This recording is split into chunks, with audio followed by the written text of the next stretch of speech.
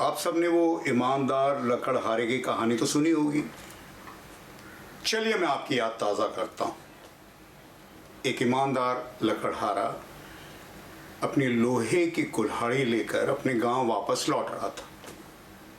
तो एक संकरे से पुल से जा रहा था। अचानक कुल्हाड़ी उसके हाथ से फिसलकर पानी में गिर गई और वो सारों कतार रोने लगा भगवान को याद करके। तो भगवान प्रकट हुए। वत्स बोला, भगवान मेरा जीने का सहारा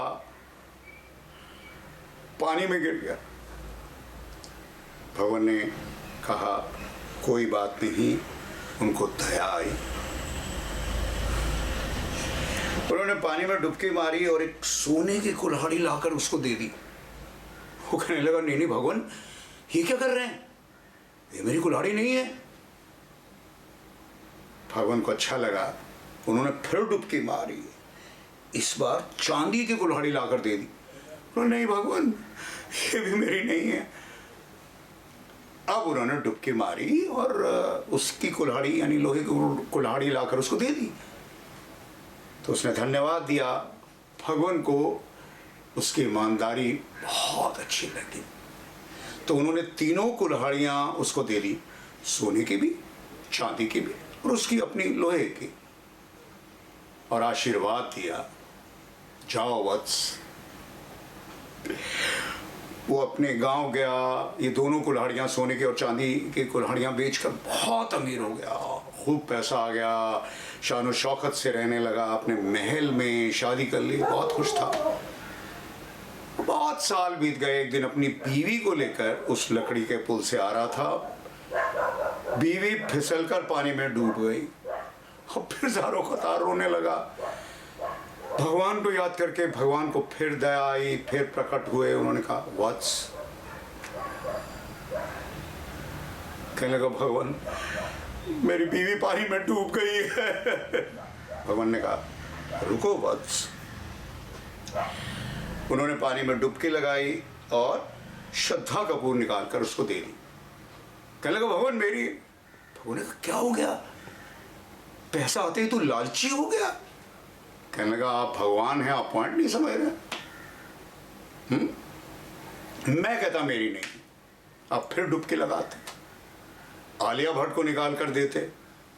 मैं कहता मेरी नहीं है। आप फिर डुबकी लगाते। इस बार मेरी बीवी को निकाल के देते और मैं कहता मेरी है। तो आप कहते तीनों ले जाओ। भगवान मैं एक बीवी को नहीं संभाल पा रहा हूं, तीनों का क्या करूंगा, और वो भी श्रद्धा कपूर और आलिया भट्ट। थैंक यू भगवान। नोटबंदी के बाद आपको पता ना, बहुत सारे लोग जाली नोट छापने लगे थे, लेकिन वो चलते नहीं थे। शहर के लोग समझदार होते हैं। इसका मतलब ये नहीं कि गांव के लोग, लेकिन मासूम होते हैं। खैर, शहर में तो उसके नोट किसी ने नहीं खरीदे, क्योंकि उसने क्या किया था, 15-15 रुपए के नोट छाप दिए थे। उसने सोचा गांव के लोग बेवकूफ होते हैं, तो गांव चला गया। तो एक छोटा सा दुकानदार था, उससे कहा कि भाई मेरे पास तो 15 रुपए का नोट है। उसने कहा 14 रुपए दूंगा। इन्होंने सोचा यार 14 तो 14 ही सही। तो उसने 15 रुपए का नोट दिया, छुट्टा मांगा। गांव वाले ने 7-7 रुपए के 2 नोट उसको दे दिए।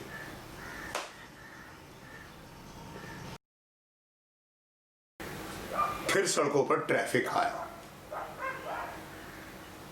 तो बत्तियां भी जलने लगी।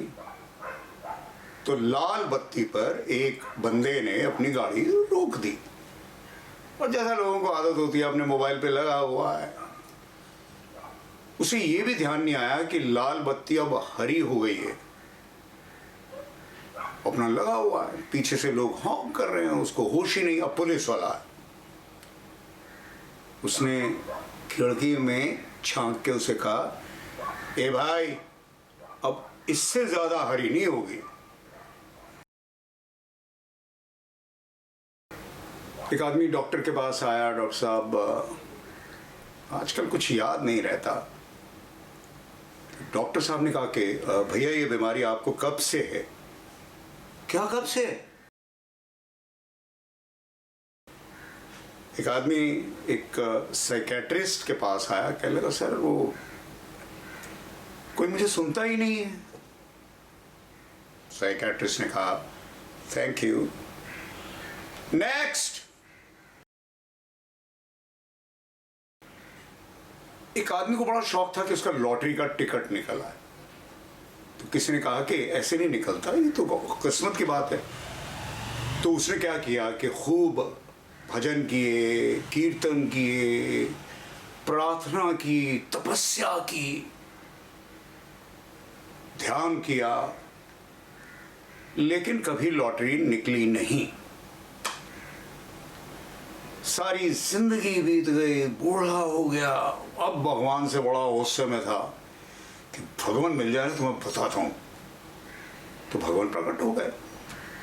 कहलेगा क्या भगवान, मुझसे ज्यादा किसी ने कभी पूजा पाठ, तपस्या, भजन, कीर्तन ऐसा कुछ भी किया? बोले नहीं। तो मेरी लॉटरी क्यों नहीं निकली? भगवान ने कहा हाँ भाई, चाहता तो मैं भी था कि तेरी लॉटरी निकल आए। अरे यार, एक लॉटरी का टिकट तो खरीद लेता।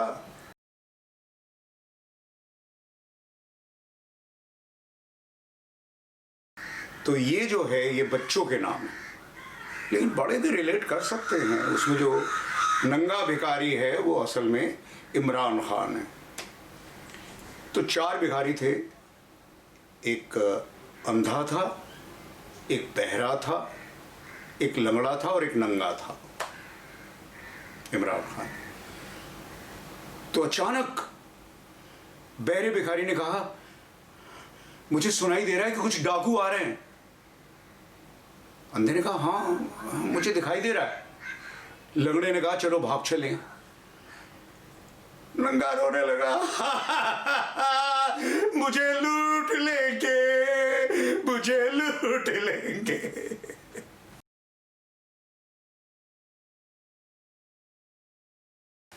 कुछ इंडस्ट्री के 90% सच्चे जोक्स, ज्यादातर। तो कल्याण जी एक दिन मुझे बता रहे थे, कहने लगे कि रद्दी वाला आया और उसने नीचे से, वो फर्स्ट फ्लोर पर रहते थे, तो आवाज़ थी कि सेठानी जी, उस सेठानी जी कोई रद्दी है। तो सेठानी जी ने जवाब दिया नहीं, सेठ जी स्टूडियो गए हैं।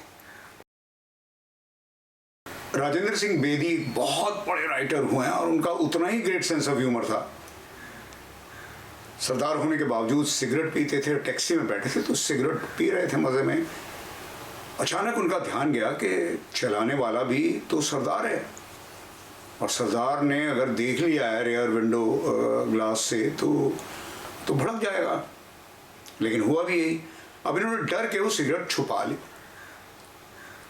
तो ये बड़ा फराख दिल था। कहने लगा नहीं जी बादशाह, पियो पियो। वो कहता नहीं मेरे पास एक ही है, यानी मेरे को एक ही है।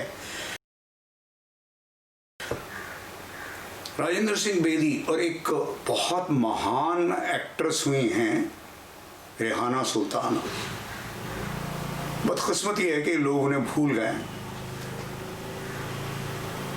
तो रेहाना रहती थी परछाइयाँ में, माँ बाप रहते थे नज़ीरवाड़ी में।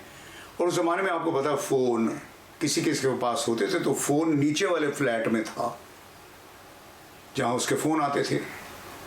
तो राजेंद्र सिंह बेदी ने एक दिन कहा, रेहाना के साथ बहुत बड़ी फिल्म बना रहे थे दस्तक, कि रेहाना ये तो वो हिसाब हुआ GOD डॉग, डॉग मैंने बिल्ली।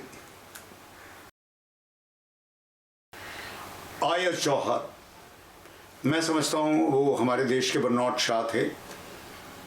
तो एक बार उनका एक पेज था फिल्म फेयर में जिसमें सवाल पूछते थे लोग, जवाब देते थे आयत जौहर। तो एक ने सवाल पूछा था, वो मुझे याद है, कि do you believe in sex education? He said yes, practicals.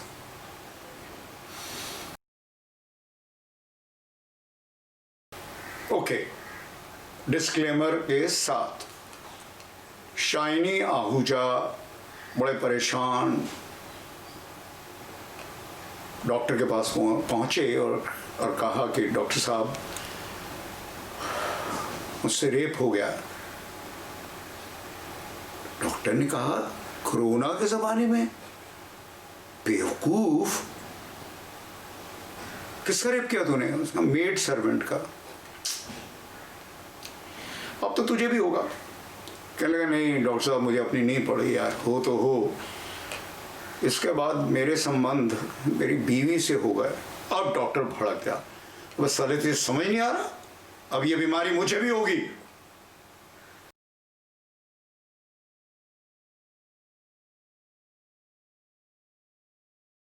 एक वीएच देसाई होते थे, हालांकि वो लॉ पढ़े हुए थे, लेकिन याद उन्हें कख नहीं होता था, कुछ नहीं याद होता था।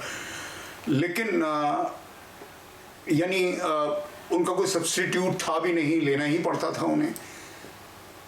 कॉमेडियन बहुत बढ़िया थे। तो उन्होंने एक डायलॉग बोलना था, वो डायलॉग मैं आपको बाद में बताऊंगा, और उन्होंने वर्ल्ड रिकॉर्ड कायम किया। इतने रीटेक हुए, 90। और फिर वो झगड़ा करते थे कि मैंने क्या गलत बोला, क्या गलत बोला मैंने। वो डायलॉग ये था, और आप समझ जाएंगे कि वो क्या बोलते होंगे, मैंने पेशावर का पानी पिया।